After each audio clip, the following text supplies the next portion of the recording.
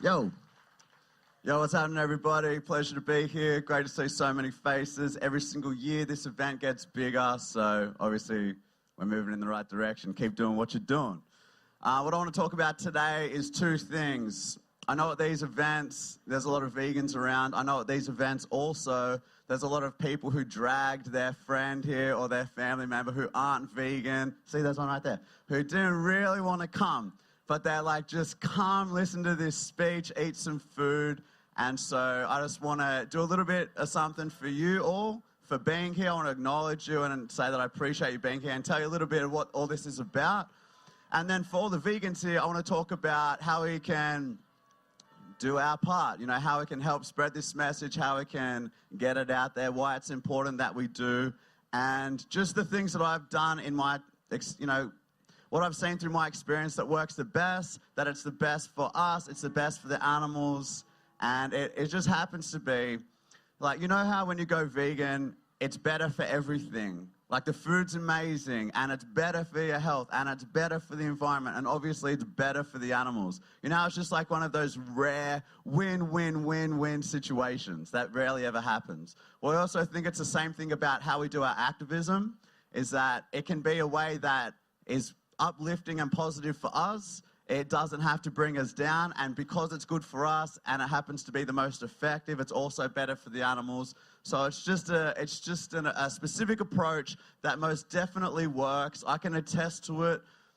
This is my 4th year of being a vegan activist, and now I've got, one of my speeches has over 12 million views online, another has over 9 million views online. By the largest animal rights page on Facebook, they've said that one of my talks is the most influential at turning people vegan that any other video that they've ever shared. So the method I'm talking about is, it works, it's successful, it's something we can all adopt. I'm going to tell you all about that real soon. I feel like I want to stand out here. All right, get that off me. All right, that's better. So, that's better.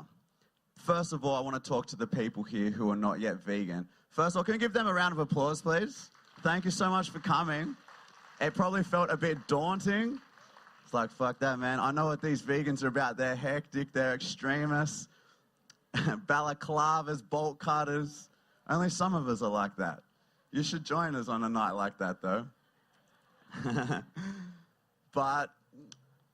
Thanks. But honestly, it's not about that. So I want to tell you what it's about. A lot of people think vegans are extreme, and I used to think exactly the same, so I can get where you're coming from. But for anybody who agrees that causing unnecessary harm to animals is wrong, then by your own belief, you already got the veganism inside of you. That's just the normal state. It's normal for us to be compassionate. It's normal for us to care. It's normal for us to want to help someone who is being bullied or a victim of violence. That is our natural state of being, to be empathetic and compassionate to all living beings. That's why if you see someone being cruel to a dog, you will be one of the first people over there to stop that happening. But it goes further than that. If you see someone being exceptionally cruel to even a pig, even if you eat pigs, if you see that happen, you will be over there, most likely, to help that innocent victim, right? And then later on in the day, after you've gone out of your way and possibly put your safety on the line to help that pig, or whatever animal it is, then later in the day, you might go and buy a bacon burger. And when you do that, what you're doing is paying somebody else to mutilate and torture and kill an animal for a food that you could have easily done without and eaten something else instead. You can see from here, being at this place, we've got burgers, we've got this gyros thing going on that's absolutely hectic. We've got ice cream, we've got cakes, we've got everything you can think of. So there's no need to buy that. And so what I'm saying is that because it's our natural state to care, because it's our natural state to be opposed to violence, because for most of us, our core values are of being peaceful and respectful and kind and compassionate, then that's why being vegan really is the only thing that makes sense. Because anything less than being vegan is causing unnecessary harm to these innocent beings, and it's going against our fundamental core values of peace and kindness and justice and respect. So really, the way I see it now, and there's a lot of reasons why you might see vegans as extreme. and I'll go through all of that soon. But really what it's all about is just treating others the way that you'd want to be treated. It's the golden rule in action. That's what veganism is. If you wouldn't want it done to you, then you shouldn't do it to somebody else. So that's all it is, and we just extend our circle of compassion to embrace all living creatures, not just dogs, not just dolphins, not just whales, but also pigs and cows and chickens and fish, because there's no moral difference between each being. All species value their own life. They all don't want to suffer. They all want to live. They just want to chill, man. They want to hang out with their family. They want to play in the sun. They just want to do what we want to do. So it makes sense that we afford them the same basic rights as what we would expect, which is that we want our life to be respected fairly and not to be on the receiving end of unnecessary violence. That's what veganism is. The reason why being vegetarian isn't enough, for example, or buying free range isn't enough, or humanely slaughtered animals isn't enough, is because being a vegetarian still contributes to harm in the dairy and the egg industry. Free range animals still end up at the same slaughterhouse. And even if we're humanely slaughtering an animal, we're still robbing an innocent being of their most precious gift, which is of their life. And that is a cruelty that we can never avoid, and one of the worst cruelties that there is. So veganism is not just for hippie weirdos, it's for them too. There was a few people dancing kind of like hippies yesterday, if you were here. It's not just for highly intelligent people, although some of the brightest minds ever in history have advocated for a lifestyle free from the consumption of animal products. Nikola Tesla, Albert Einstein, just to name a couple. It's not just for a particular religion. There is no religion that mandates that we must eat meat to be a good Catholic, to be a good Christian, to be a good Muslim. None of them say we must consume animal products. So we always have a choice. You don't even need to be an animal lover.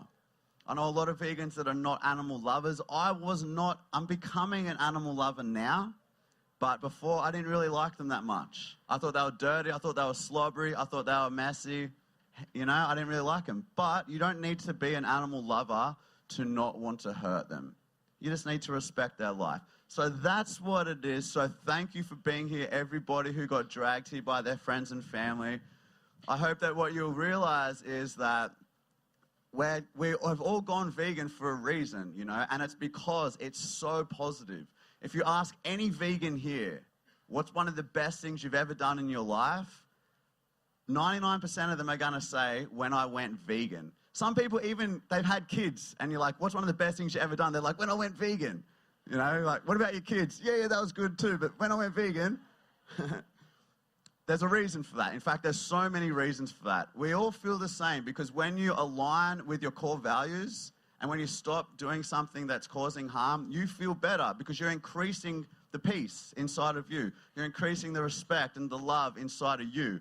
And these are all the good things that make us feel good about ourselves and good about the kind of contribution we are having in this world. There's some of the benefits. There's countless health benefits. There's countless environmental benefits. There's countless food benefits. Last year, there was this mac and cheese cake. Did anyone have that? It was like in a cheesecake slice shape. It was crusty on the outside with mac and cheese in the middle. It was genius. It was genius. It was vegan. It was genius. We got all the benefits. So there's so many reasons why we get excited about this. We want to share this. We're walking a path that is not the same as a lot of people, and we want to encourage people to walk the same path because we know how good it is for us. But most importantly, the main reason is because we do not want innocent beings, these other species, to suffer and die unnecessarily. That's veganism in a nutshell. Any other questions? There's like thousands of vegans here for you to ask. So go nuts. Now, what I want to talk about is how we get this message out there, man. Being vegan is such a good start, such a good step, one. But it's not it. It's not it. We need to do more than just be vegan. You need to share the gift. You need to spread the message to others. Being vegan stops your contribution to harming the animals, should be the first thing that we all do. But secondly, we need to speak up for animals the way that we would want to be spoken for if it was us in their situation. We need to remember what's happening to them. We need to remember what kind of a horror show it is, quite literally. We need to dedicate at least a portion of our life to helping them. As Einstein said, those who have the privilege to know have the duty to act. And it is a privilege to know. I cannot tell you how grateful I feel to have become aware of this atrocity and to have been able to opt out and to change my actions, which had such a positive ripple effect. This is a gift and it needs to be shared. If for no other reason than simply just because when you help your friends and family and other people go vegan, you're going to help them live a longer life, reduce their chances of many diseases. You might add 10 or 20 years to your mum's life. Now, this is a very significant conversation to have for that reason alone. And so when you go vegan, amazing, that's amazing, but really, just remember what's happening to them and remember how good you feel and make it a focus, a priority in your life to get the message out there and help others and create an actual revolution, a serious change in the hearts and minds of our society. Because our society has got it wrong so many times in the past, right? We don't need to look far back when slavery was legal or when inequality between men and women was rampant. We don't need to look even back at all to realize that there's still so many atrocities happening today. You know, so obviously we can't just look at society to determine what's right and wrong. Even what happened in the Holocaust, what Hitler did was legal in terms of the laws that they had in that particular country. We need to create a change in the hearts and minds of people just like us and start from the bottom up. The beauty of this is, because if you think about what's happening, this is like a war that has been waged on the animals. I don't really like to talk these days too much about the graphic cruelty and the violence, but I am going to just touch on it and just tell you a few of the standard legal practices that happens to the animals, and then I'm going to leave it. But I am going to go through it just a little bit with you. In all forms of animal exploitation, we are abusing and killing animals. If we're talking about eggs on a free-range facility, you might have 30,000 chickens inside one barn, full of stress, ammonia in the air. These chickens will all end up with a knife to their throat and then scalded in a tank. Some of them are still alive through that process. Pigs, when they are born, they'll have their tails cut off, they'll have their teeth cut out, they'll have notches chopped out of their ear. The mothers will be stuck in small stalls where so small they can't even turn around. They're in there for months at a time. When they're still at a fraction of their life, they're sent to a slaughterhouse. They might have their throat cut, or they might be put into a gas chamber where they thrash and scream, and this is said to be one of the most humane ways to kill. The baby boy chicks in the egg industry will be macerated in a blending machine, and they'll basically be shredded alive. And in the dairy industry, animals are forcibly impregnated. Babies are taken from mothers, which I just actually witnessed on a dairy farm in Israel recently. It was heartbreaking to be there for that.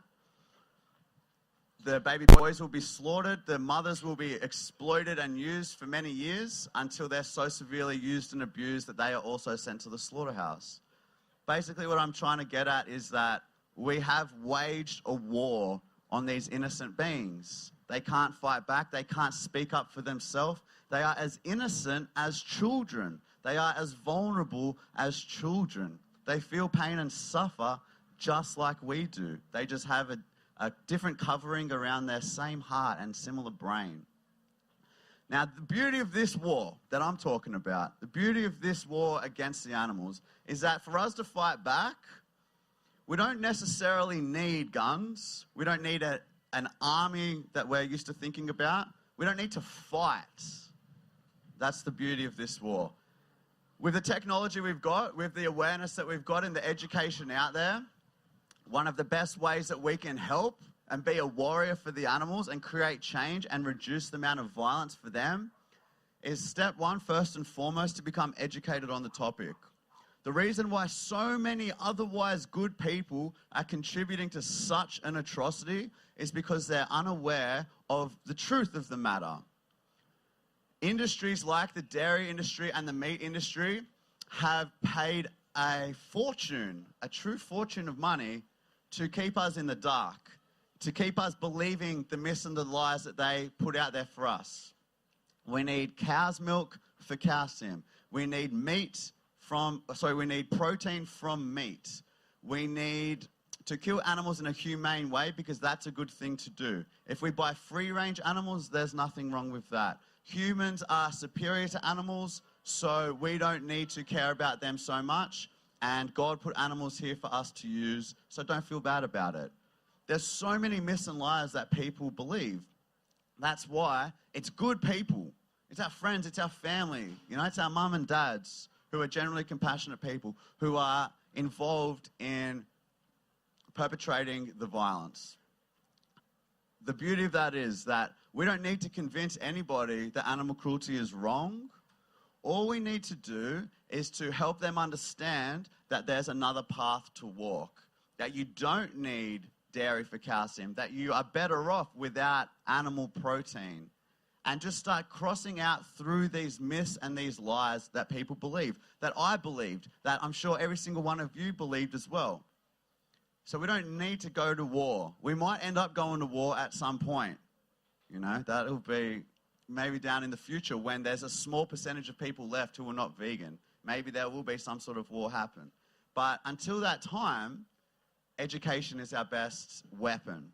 Education, and not just how we say it, so not just what we say, but how we say it.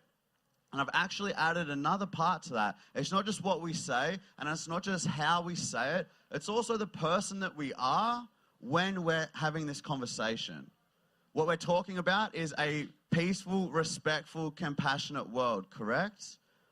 You have to be a peaceful, compassionate, respectful human if you want to have some credibility in your words. If you're asking people to walk this compassionate path and you're screaming it in their face or being aggressive or any of these kind of approaches, it's not congruent with what we're actually asking for. So it's my opinion that for us to have the most effect, we need to become the best versions of ourselves as well. It's not just about going from cow's milk to almond milk, even though that's pretty much as easy as it is to be vegan, but it's about a deeper transformation in all of us. It's about increasing our amount of respect. It's about having respect for the people that don't respect us even.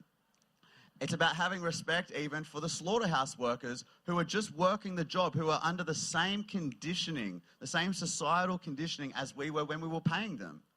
It's about really stepping it up and realizing that if we all want this peaceful, respectful world, then we should be modeling that behavior in every step of our path as best we can, growing constantly and becoming better versions of ourselves constantly. And then the words you speak have so much more power.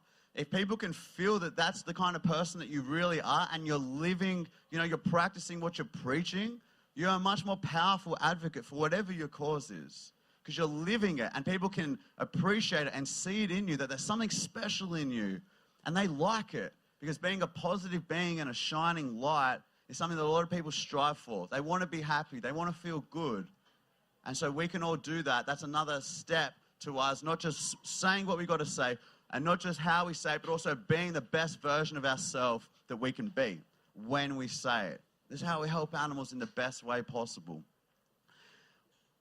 You're going to get into a lot of conversations about this. There's going to be a lot of times where you're eating with people and they say, "What the hell are you eating, man? Why aren't you eating a big steak?"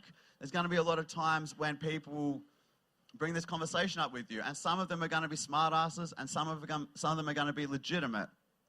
Every single opportunity is an opportunity for you to plant some seeds. Don't think of your job as like the vegan converter. You kind of are going to be that, but you don't have to think of yourself like that. Don't put so much pressure on yourself.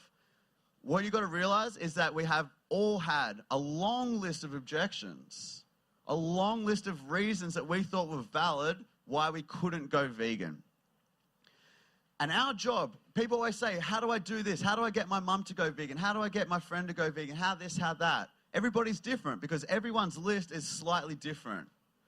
Your job when you're speaking to people is to find out what are your objections? What is the person who you're talking to? What is their biggest objection? What could it possibly be between them being the person they are now and them becoming vegan?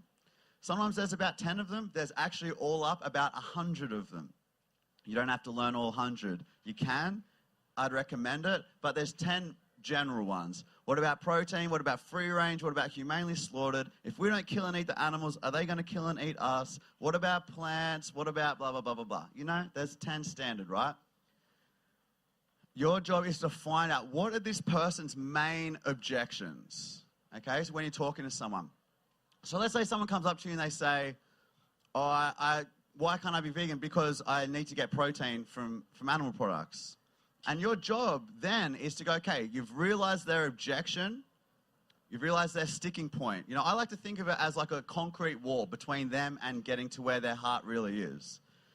And your job is to try to crack through this wall and drop it, crumble this wall. Someone says, what about protein? I need protein from meat. You can say protein is found abundantly in all plant foods. If you're getting enough calories, by default, you're getting enough protein. The benefit of getting protein from plants is that you're getting it without the cholesterol, the saturated fats, the hormones, the high concentrated doses of pesticides, and you don't have to kill an animal for it. Also, all nutrients are found in a plant-based diet. In fact, the studies show that vegans, on average, have less nutrient deficiencies than people eating a standard diet. And it's not just that. We can have all the iron we need, everything we need, plant-based diet. So what you've done, they've probably got a few objections, and they probably look like, where do I get protein? Also, what about other vitamins and minerals? And you can also start talking about athletes, some of the most elite athletes on the planet, the world record-holding strongman, Mr. Universe of a few years ago, world champion ultramarathoner, and many others are also vegan. So the objections you may have crossed off then, the cracks you might have put into the concrete wall at this point. What about protein? What about being an athlete or a bodybuilder? What about other nutrients? You know, you've crossed them off. You've at least put some cracks in that concrete wall. And maybe at some point, someone else will put a few more in. It's about being socially intelligent as well. Don't just bombard them over and over with fact after fact after fact. You know, just plant a few seeds. Because as well, a very real danger is you pushing people further in the wrong direction. They're interested, and after a while they're just like, okay, man, I just wanted to know where I get protein from. You know, so it's just about being a little bit socially aware as well. Planting seeds and then going, okay, I've put a few cracks into a few concrete walls here. You know, I've done my bit for today. And maybe you've left the conversation open for another time. Someone says to you, what about humanely slaughtering animals? Which is a very valid excuse, people think, right? They think they're doing a good thing by buying humanely slaughtered animals. So even animal lovers think that, you know? So it's a great opportunity to say, in a respectful way, in an understanding way, great question. I had that question too. Actually, there's no humane way to kill someone who doesn't want to die. In fact, even if there was, the way that we kill animals now, there's still a lot of suffering and cruelty involved a lot of the time. But let's say we killed them and they didn't feel a thing, we're still taking the most precious gift of this individual, and that's always going to be wrong. And then you can go into free range. In fact, you might feel the same about free range, that you're helping the animals, but actually, it's just as there's many cruelties involved in free range as well. They all end up at the same slaughterhouse. So you've crossed off humane slaughter, you've crossed off free range, or at least put a few cracks in the wall. You know what I'm saying? And this makes sense. People, just like it happened to all of us, we start being like, yeah, this is starting to actually make a lot of sense. Healthier, better for animals. Yeah, you can't humanely murder a human, so how can you humanely murder another species? What ends up happening is that you start putting big cracks in these walls, and the more logic, the more they crumble. You start crossing these objections off their list. You get to a point where there's so few objections left, or perhaps there's no objections left, and the only logical choice to make is to become vegan. That's what happened to all of us. We started with objections, we figured out the truth, and then we did the only logical choice. So we help each other in the same way. We help our friends and family in the same way. That's what we say. Okay, that's what we say. Obviously, very important. Now, to get educated on this, it doesn't take long at all. It doesn't. I've only been vegan 4 years. I already had the same arguments I do now within a year, if that. You know, the arguments are almost the same all the time, so you get used to repeating yourself. They answer as if it's the first time you ever heard it. You're like, protein? Great question, man. And this is how we help people. And this is how we help the animals. And so I would suggest figuring out the main objections or the things that you're weak at in your argument, because there is an answer to every single one of them. There's no good reason. There's no reason to still contribute to what we do to animals or to not be vegan. No reason. Not environmental, not health, not delicious food, not nothing. So if you learn the arguments, you're very strong then. If you don't have strong arguments, people still feel like they've got excuses. If they say, where do you get protein? And you're like, lentils, I think. You know, I read somewhere lentils. It's not strong. It's not strong. And they'll walk away going, that vegan doesn't even know where he gets protein. So you got to be like a salesperson. That's why I say I'm selling this. I'm like, this is the best thing you're ever going to do. Look at all these reasons. You've got reasons not to buy this? No, you don't. This is why you got to get it. And people are like, yeah, actually, this is actually really amazing. This is great. Thank you for telling me about this. That's what they're like. Thank you for opening our eyes to this. You're like, no worries. It's all good, man. Send your family. So that's basically what we say. You can put a couple of the common questions on your mirror when you brush your teeth. You read it a couple of times a day for a week. Boom, it's in your head. Get into discussions online on Facebook. That's also a really good opportunity to test your patience. You know, because there's a lot of people on Facebook who aren't really there for a discussion. But that'll get you into a habit of rising above that. I'm not going down to that level of having an argument, rising above and just remaining respectful, even to those people. And you'll find that your discussions might lead somewhere that you never expected them to go. This has happened to me so many times where people have started on me, like I can't even repeat the words here. Even if there weren't kids here, I'd be hesitant to repeat the words that they've started off calling me in a discussion. And I've remained peaceful and respectful. And by the end, these hunters are like, all right, man, I'm gonna check out Earthlings. Thanks for recommending it to me. And I'm like, I'm reading the thread. I'm like, is this real? Like, am I dreaming? What's happening? Because it works. Because when they can bring you down, you can also bring them up, which is the next thing I want to talk about. What you say, how you say it. It's so important that we're doing the thing that works the best. We only have a certain amount of time. We only have a certain amount of resources. We only have a certain amount of energy to put into this. We all got our own lives to live as well. Dr. Martin Luther King Jr., he said, love is the only force capable of transforming an enemy into a friend. Oh, thank you so much. What took you so long? Thank you. Love is the only force capable of transforming an enemy into a friend. Does this mean that every single person you get into a conversation with and you use a loving approach, you're going to turn them?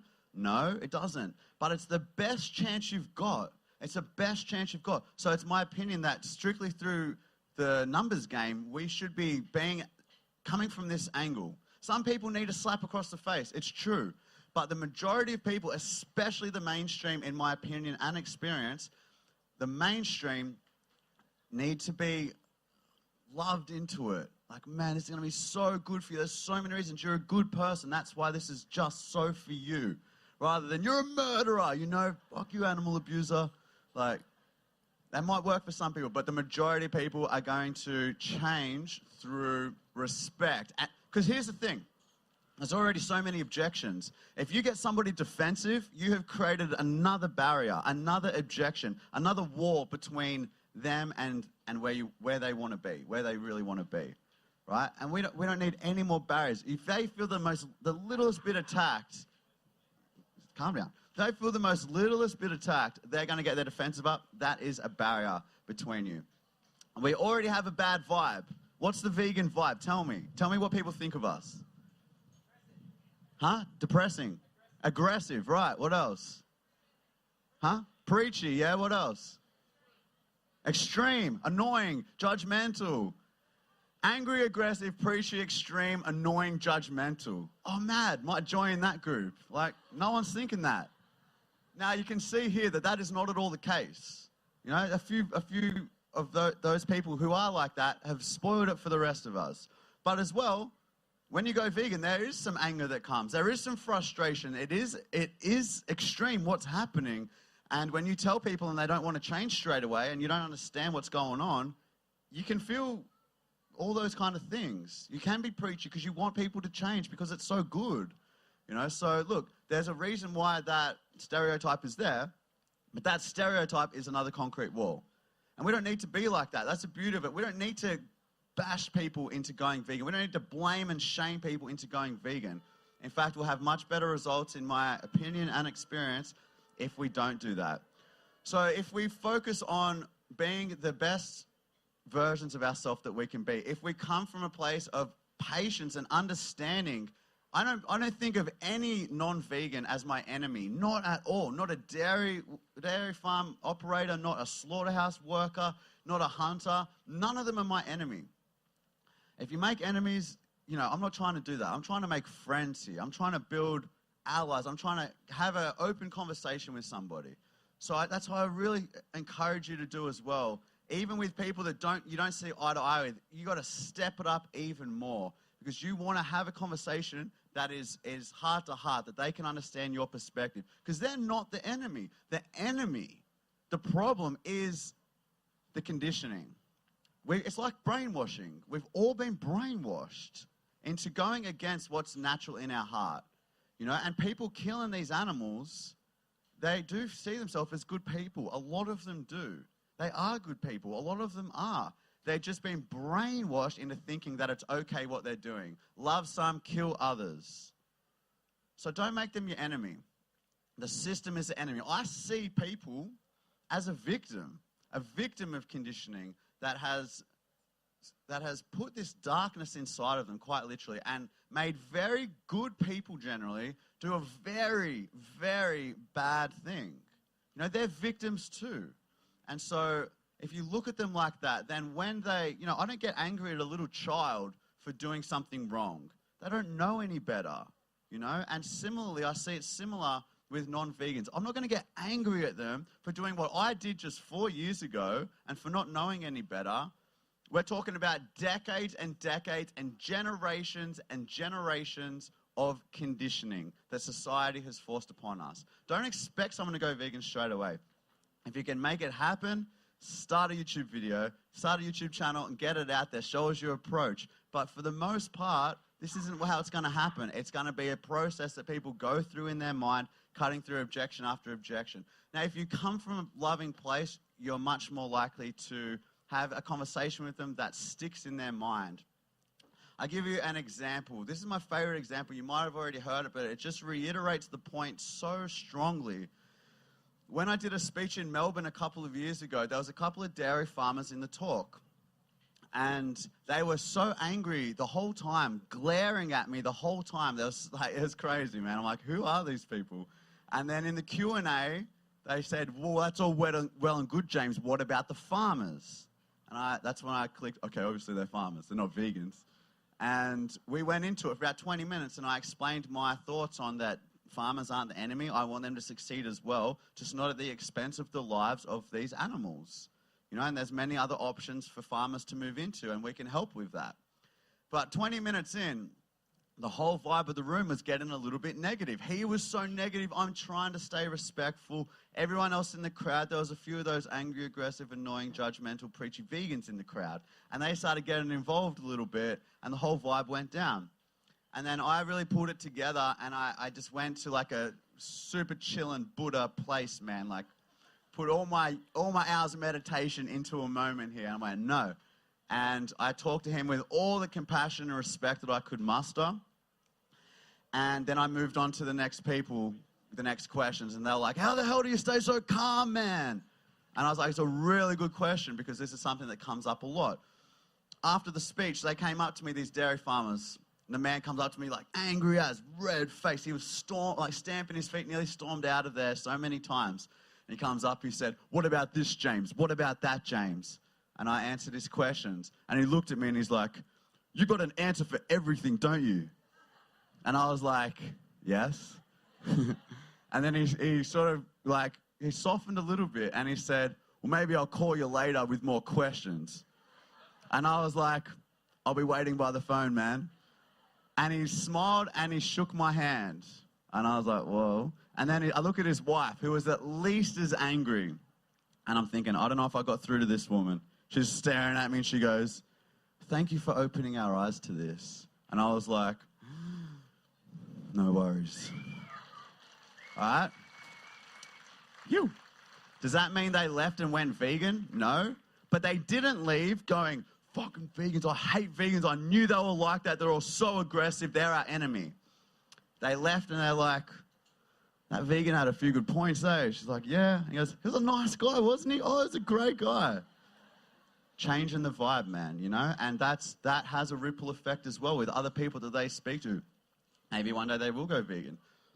Maybe because of their different attitude and they speak to somebody else, some other people will be more open to it, you know?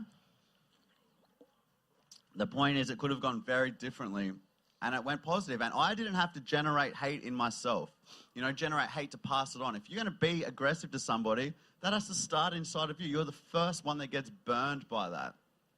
You don't need to go in that direction. People think you need to fight and be aggressive and be angry to be a vegan activist. The best activism I've ever done is when I'm at my most peaceful and respectful. How do you do that? I'm like, you got to all just chill out and be peaceful. And then you're like, yeah, sweet, sounds good. And then you get into a conversation and someone starts talking about bacon and you want to strangle them. I get you. I'm hearing you. Let me just give you a little technique to play with. The problem is that we are so reactive. We're so easy to react. We have a conversation and it doesn't take long before we are starting to react to this person. If you, instead of doing what we generally do, let's say you're having a conversation, someone says something that kind of triggers you in a certain way. What we usually do is fight it and we say, I don't want to feel like this, or we run from it. We say, I don't want to feel like this, so I'm going to just avoid it.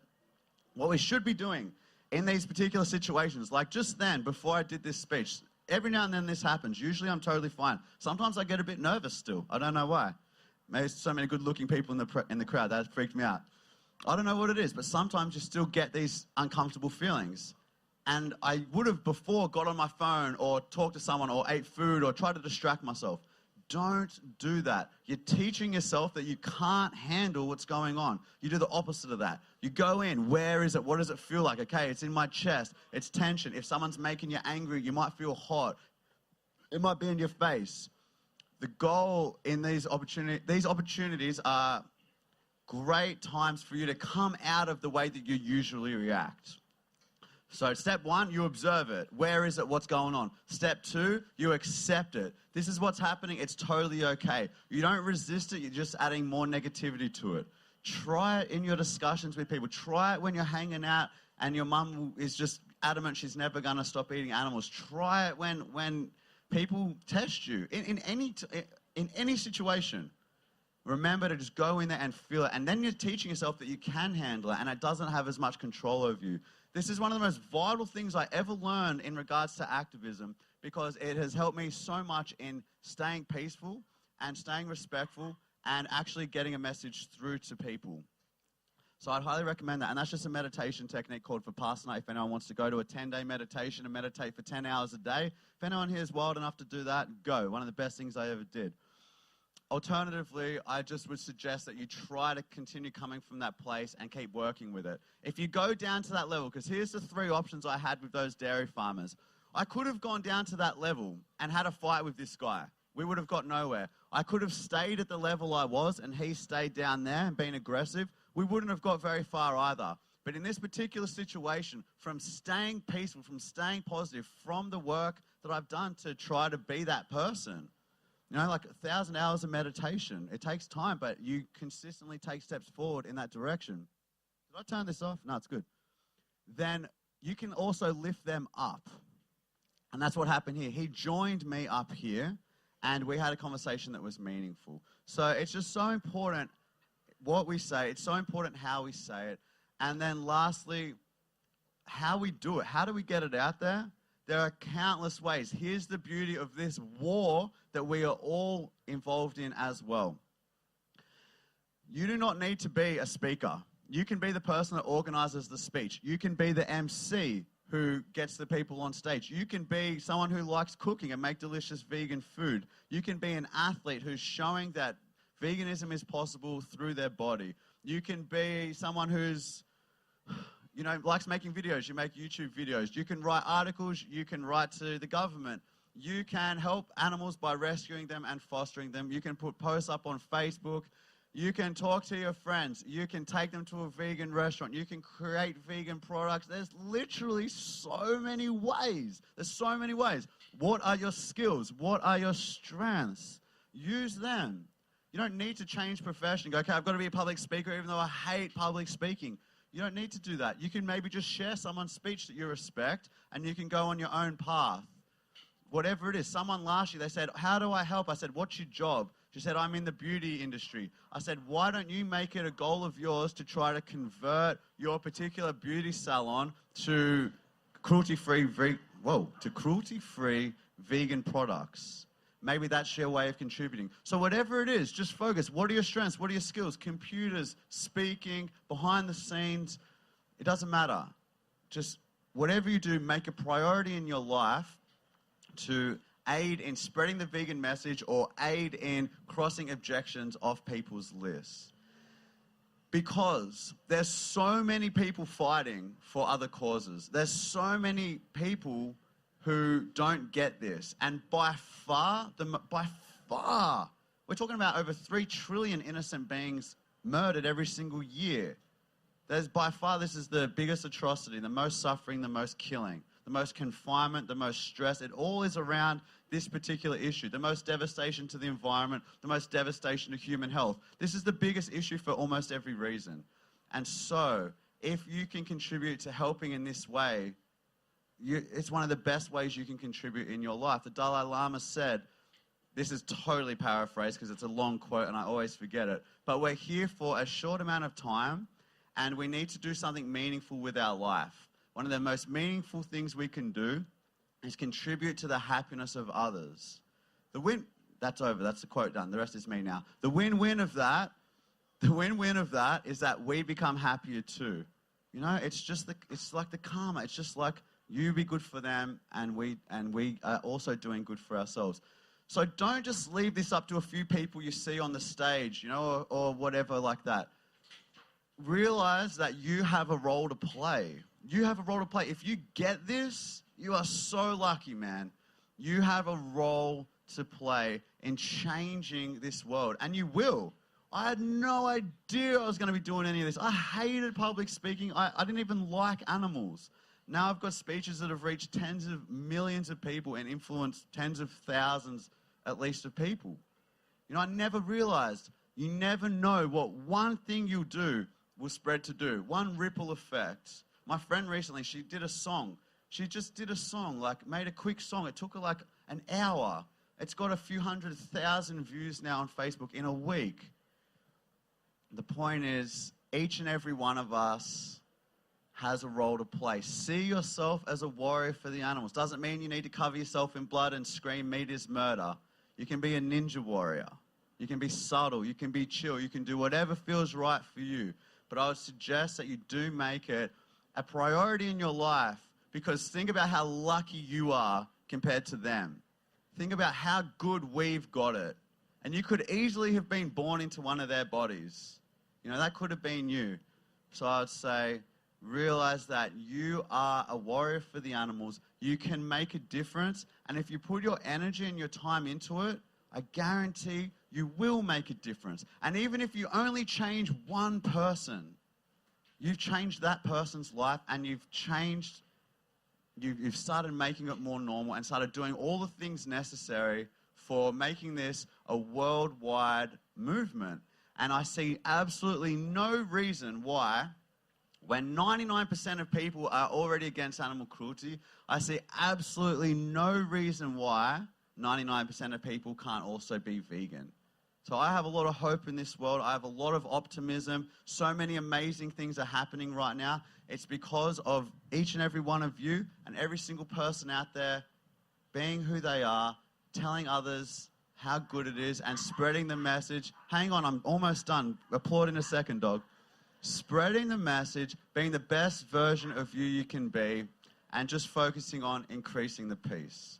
So let's all get out there, let's all make it a priority, and let's do what we can. We'll see the world change. Thank you very much.